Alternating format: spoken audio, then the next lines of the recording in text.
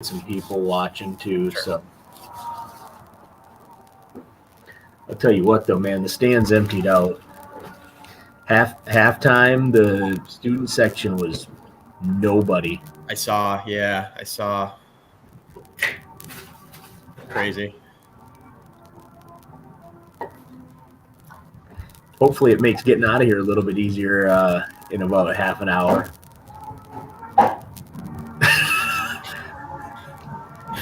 That's the only positive I can take out of it.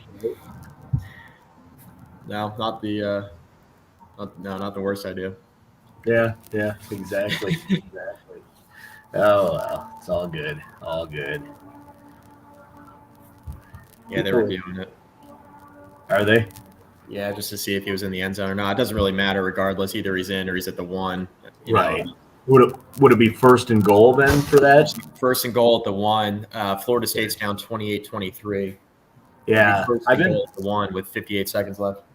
I've been following along with that game, and then I was following the Boston College game too. That was actually a good game right up until the end. BC scored to kind of put it away. Yeah, that was back and forth. And Tennessee, Georgia was good for most of the first half, which is longer than I thought it would be.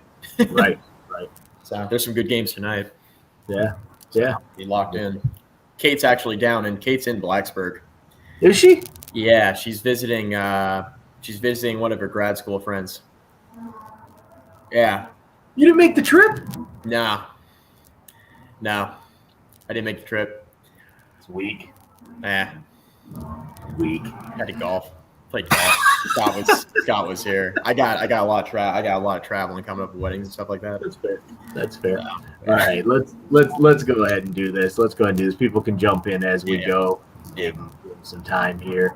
Hokie Duke postgame show. Paul Van Wagner, Mike McDaniel here on the Voice of College Football. Virginia Tech wins 48-17, and I tweeted out, oh gosh, Mike, probably about midway through the fourth quarter. I got some pushback on it, but I said, where the Hokies are over 500 yards of offense. Where the hell has this been all season? And of course, people want to point out that, well, it's Duke, and but I mean, at the end of the day, like, okay, I don't need 500 yards a game, but give me like 400. Give me 385, right? Like, yeah. I mean, they showed up though. Senior day, they showed up and played some good football finally. Yeah, and those same people who are saying, oh, it's Duke, are the same ones who are going to complain when Tech doesn't put up 500 yards against Middle Tennessee or Richmond or, name that opponent. So you just can't win with some people. But, yeah, I mean, first of all, this was, to win this game the way that Virginia Tech did, to go out and win a game by 31 points, to put up 48 points and, have, over 500 yards of offense, and for Burmeister to go 9 of 15 for 215 yards and 3 touchdowns. Receivers were running wide open everywhere. I don't know what was going on in the running game. They seem to prioritize running Raheem Blackshear today. I don't know if Malachi Thomas was a little banged up or what. He only had 7 carries for 10 yards, but it was clear that they wanted to get kind of everybody involved in the running game today. So Keyshawn King got some carry. Keyshawn King was really good. Had 9 carries for 90 yards, had the 47-yard touchdown catch on the wheel route that Burmeister threw him.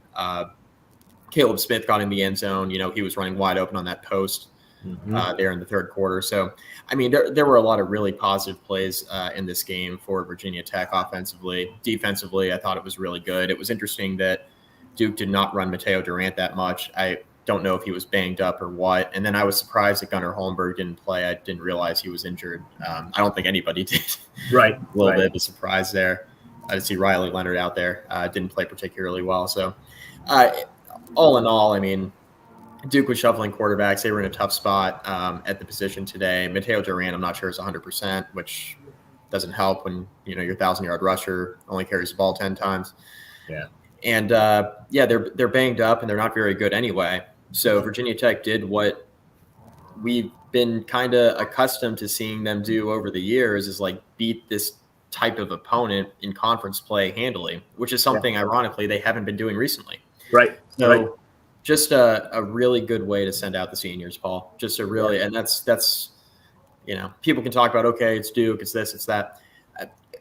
They won a game by 31 points. you know, which is something they hadn't done. So, well, and Justin Fuente even said at the beginning of the season, we're not, you know, I think it was the Middle Tennessee game or maybe the Richmond game. He said, we're not built to blow teams out. We're not going to do that. But, you know, you blow Duke out, which, I mean, I guess at the end of the season, it's kind of a moot point. You know, you need one more win either against Miami coming up next week or against UVA in 2 weeks in order to make yourself bowl eligible. I don't know that saves Justin Fuente's job. I mean, at this point, I think he's probably coaching for his next job, and as are a lot of the staff members that on the Hokie staff. You know, I mean, it just feels like that's kind of where they're at right now. But I think, Mike, you got to give credit to the defense. I agree with you. I don't know if Durant was injured. I don't know what happened there, but 10 carries for 33 yards. Again, I tweeted out earlier in the game, this is a guy that's averaging 118 yards per game, and Virginia Tech held him under 40 for the game. So, yeah, solid. Very, very solid. I mean, Duke got no production out of their running backs today. Mm-hmm. You know, Jordan Moore came in and made some plays running the football at the quarterback position. I'd play him. Like if I was Duke, I'd play him. I understand it's kind of garbage time, stuff like that, but he had some athleticism there that we haven't seen. And I get Gunnar Holmberg's been pretty good for Duke. He's completed 70% of his passes and stuff like that. But I think for this offense, having another element with the legs would be solid. But the defensive effort today was all in all really, really good. And you expect it to be against Duke, right? But a really strong performance defensively. And for Virginia Tech, I mean, in my opinion, you know, Virginia Tech has run into situations where they've gone up against really good running teams, and they haven't always answered the bell. And today they did that, and I think that says a lot about the defensive side of the ball and the pride they played with today and trying to go out the right way for the seniors, right? And there is something to be said for that because it's easy to pack it in and mail it in. The one thing I will say, and I've been critical of Justin Fuente all year, right? I've been and in years past, and I've given credit to the staff when I think they deserve credit, and I've been critical when I think they deserve criticism. But this team has not quit on this coaching staff all year. They haven't quit. You know, we saw a little bit late in that BC game, you know, the coaching staff punts it away on, you know, we talked about that, punts it away with 5 minutes left, Tech's down, you know, 2 scores, and wasn't going particularly well. And we talked about how the players were a little bit down after that, which I understand why they would be. But to come back this week and dominate this football game from, I mean, really the middle of the second quarter on, just really, really impressive by the kids to not mail it in when they could have, when it's convenient, right? Yeah. You're 4-5. You're in a terrible spot. What's left to play for? Yeah, a bowl game, I guess, right? But your goals of winning the Coastal and you know, putting together a season that I think Whit Babcock had hoped when he chose to keep Justin Fuente, you know, when that goes out the window, it would be easy to mail it in, but the kids didn't on senior day, which is great. And maybe Virginia Tech's able to carry some of that momentum into a game next week at Miami. And Miami's in a dogfight late in the fourth quarter of Florida State. And Miami's in a spot where, you know, they're now down by a field goal with 21 seconds left after storming back to take the lead. And Miami could be licking their wounds after a tough loss potentially here. So, you know, can Virginia Tech be the team that, you know, beats Miami twice, so to speak? Like, does Florida State beat Miami twice next week? You know, maybe Tech can take some of that offensive momentum into that game, you know, going on the road to Miami. So as a coach, you know, if you're Justin Fuente, I think that's what you're hoping for in the locker room, that, you know, you can take some momentum going out on the road here for your final 2 games. Yeah, and it is interesting, too, when you look at the UVA game coming up in 2 weeks. What do we always say about UVA? They've got a prolific offense, but they have no defense. So if you're Virginia Tech, like, you just need your defense to get a couple of stops against that offense, which if the defense that played against North Carolina and the defense that played tonight against Duke shows up, you can definitely do that. You know, and then you're just looking at, you know, can our slightly below average offense take advantage of their way below average defense. And, you got to think that would be an opportunity in Charlottesville for the Hokies to pick up another W. But, today's game I thought was really well played on both sides, on all three sides of the ball, honestly. Special teams was Tavion Robinson has really found himself a spot there as the punt returner for Virginia Tech. And he makes some catches, Mike. I saw the one, I don't know if you saw it or not, but there was a whole pile of traffic, and he kind of reached out to his, I guess it would have been his right. His right, yeah, it would have been his right. With guys all around him, and then made, like, it was just kind of one of those things where it's like, man, that I don't know if that's just really ballsy or really stupid, but either way, he made it work, and that was impressive. Yeah, he's and that was a question coming into the year, right? Because we saw Tavion Robinson and his ability in the return game as a freshman, and we saw his ability as a receiver as a freshman as well. And then last year, going into the year, you don't have a real offseason because of COVID, and then he had the issues fumbling, with the punts last year, and then the whole thing coming into the year was, okay, that's Tavion's job to lose as long as he stops muffing punts, because we knew the ability was there. He showed it already. And he's really been good. He's been great, actually, in the receiving, in the return game, and he's been Tech's most consistent receiver all year too. And it was good to see him play well today, because he didn't play great against Boston College last week on the road. It was the first game all year where I thought that Tavion Robinson didn't play particularly well.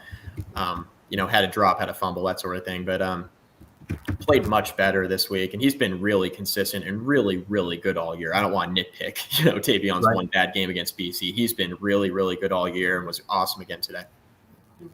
And when you look at kind of where this team is and kind of where it's going, I don't know that we have a whole lot of answers at this point. I mean, all we know is you're going to play each game that's in front of you.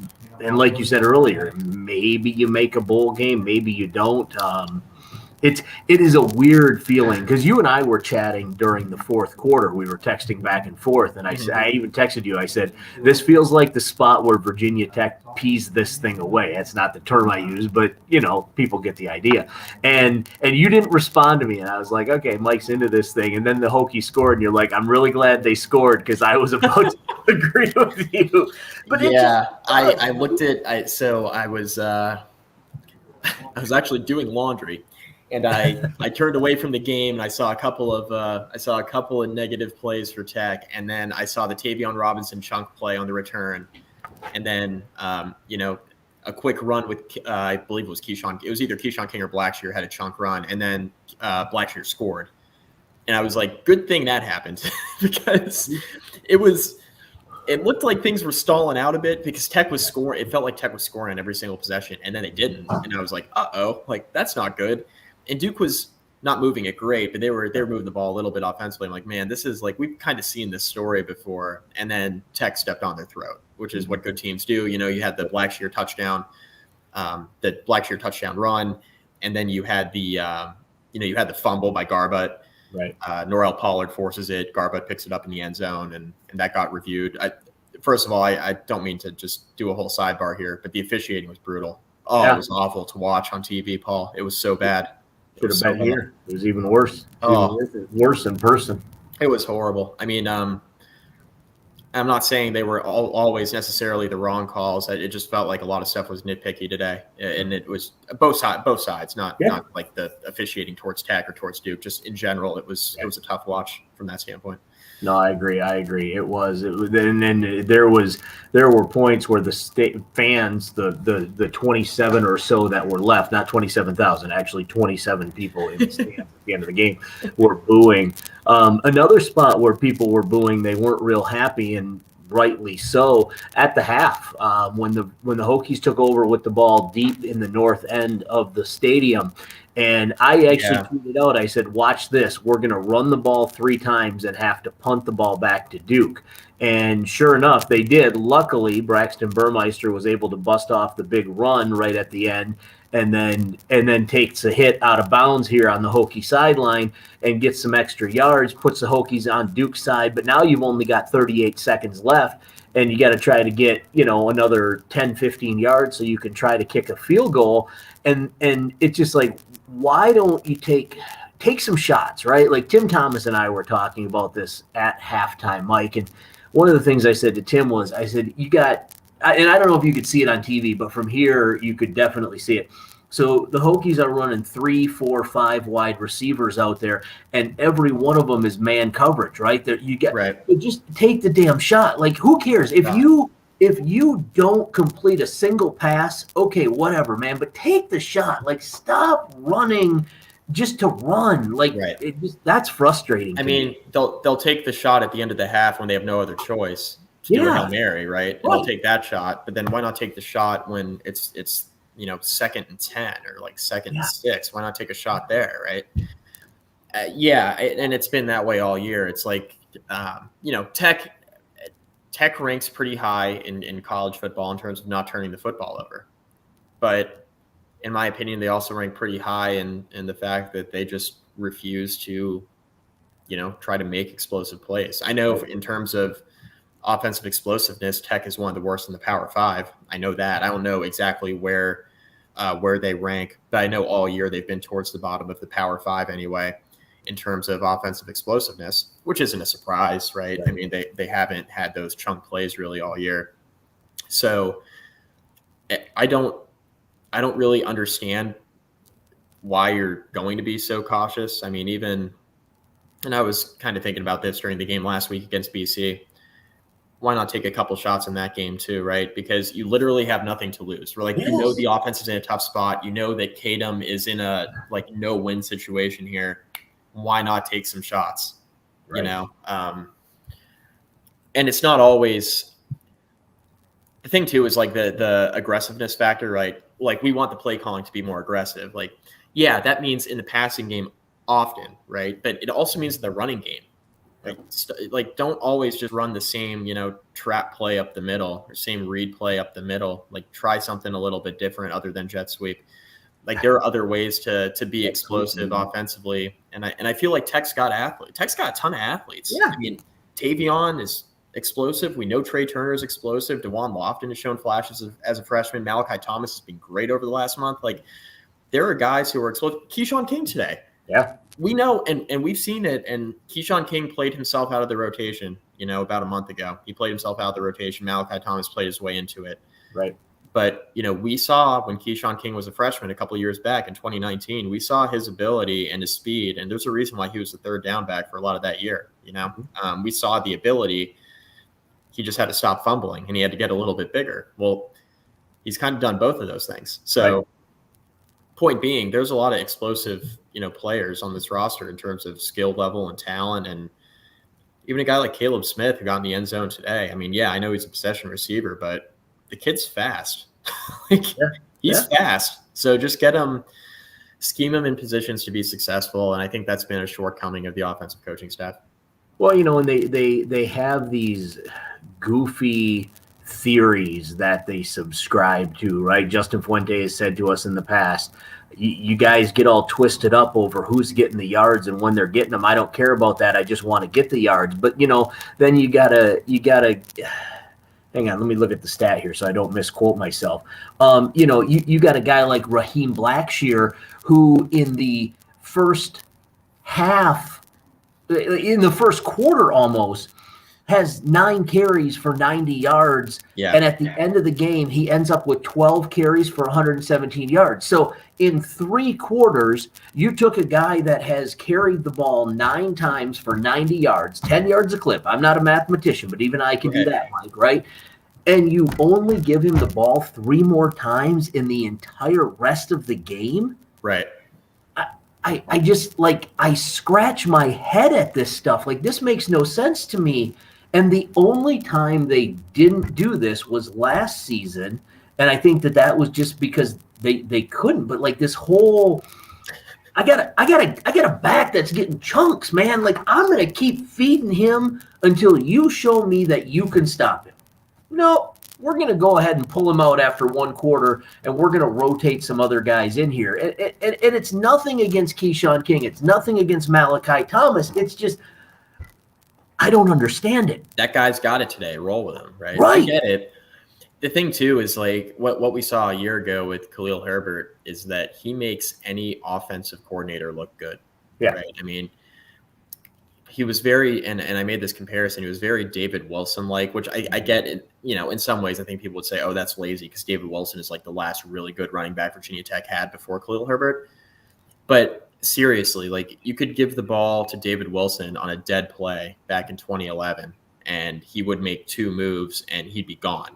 Yep. And Herbert had that same sort of explosiveness, and Tech hasn't had that. Really for the last, 3 or 4 years of Beamer, and then pretty much all throughout the Justin Fuente tenure, they haven't had a running back that could explode off the page like that until they had Khalil Herbert. And so that's part of it too. I think that, Virginia Tech's offense is interesting because the basis of everything that Virginia Tech does on offense is based and predicated on running the football well. Run the football well to set up the pass, and you'll be in a really good spot. And, Fuente has said before, like, I don't care who carries the ball, like you mentioned, Paul. Like, I don't care who carries the ball. It could be this guy, that guy, quarterback, running back, receiver. I don't really care. Yeah, that's all well and good. But then when you find that guy who's having a good day, keep putting it in his hands. Why are we overthinking? Just keep giving it to him. Yeah. No, I agree with you.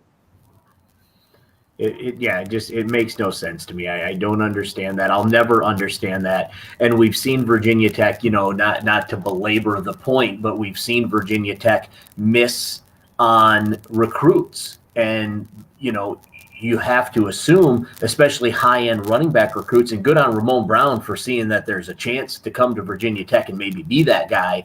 But, there's a kid right now playing at Penn State that's tearing things up that the Hokies were in the Final 3 and missed on. There's a kid at Notre Dame right now doing the same thing, same deal, right? Well, why did Virginia Tech miss on those kids? Because, is it because they want to be the bell cow, or they want to be the featured back, and they know at Virginia Tech it's never going to happen, at least not under the Justin Fuente regime?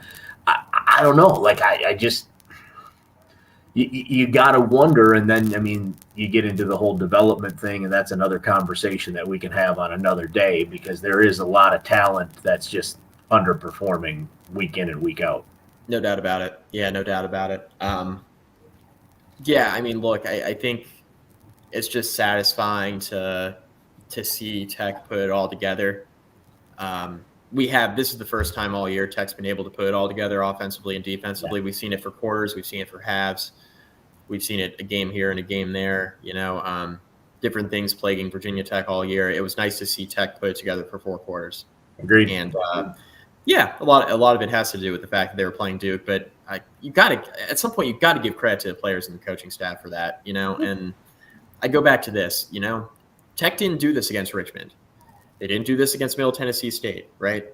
Yep. So if you're going to sit there, right, exactly. So if you're going to sit, and my thing with the fans is, if you're going to sit here and complain when Tech is not delivering 500-yard games against those opponents, don't sit here and complain when they do it against an ACC opponent, no matter the caliber. And right. I do understand. Yeah, it's Duke. You should do that. But then when Tech doesn't do that against like an FCS school or a Group of 5 team, don't complain.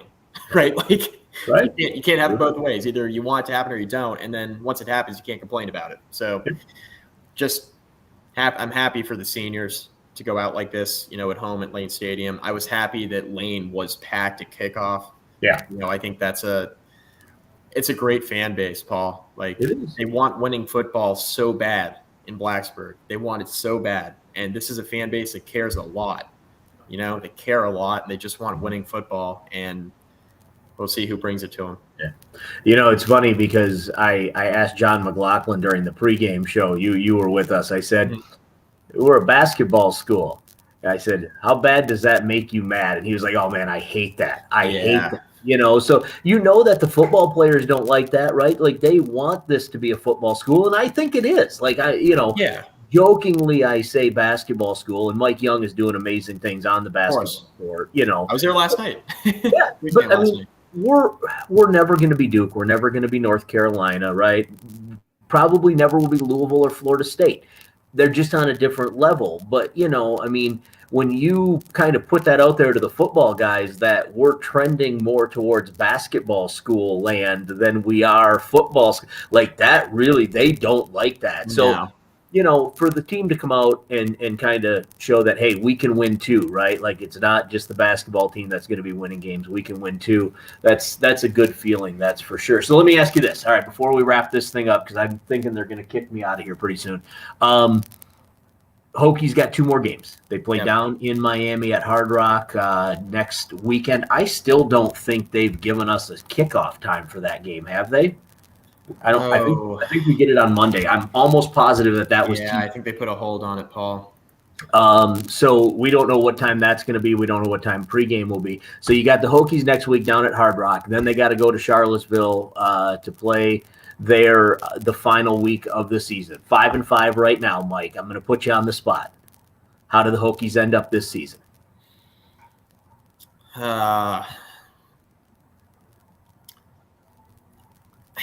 And Brennan Armstrong, I don't think, is playing tonight against Notre Dame for UVA. I don't think so either. The backup quarterback, and I can't remember his name, was out Jay Woodfolk. Right. He was warming up with the one receivers. I don't know if it was Mike Barber or David Teal, but one of them tweeted out a picture of that. And I don't believe that there was a Brennan Armstrong sighting. Yeah. So that game is so predicated on the health of Armstrong. It's really hard to say. I mean, I think if we get a Brennan Armstrong that's even like 75, 80% healthy, I think Virginia Tech's going to have a hard time in that game. It's hard too, Paul, because the offense hasn't been good this year, but I think as bad as it was last week, I think that's almost like an aberration in a way. Mm-hmm. Like the Pitt game was bad too, but for different reasons. Yeah. See that. Virginia's defense gives up points to anybody, it feels like.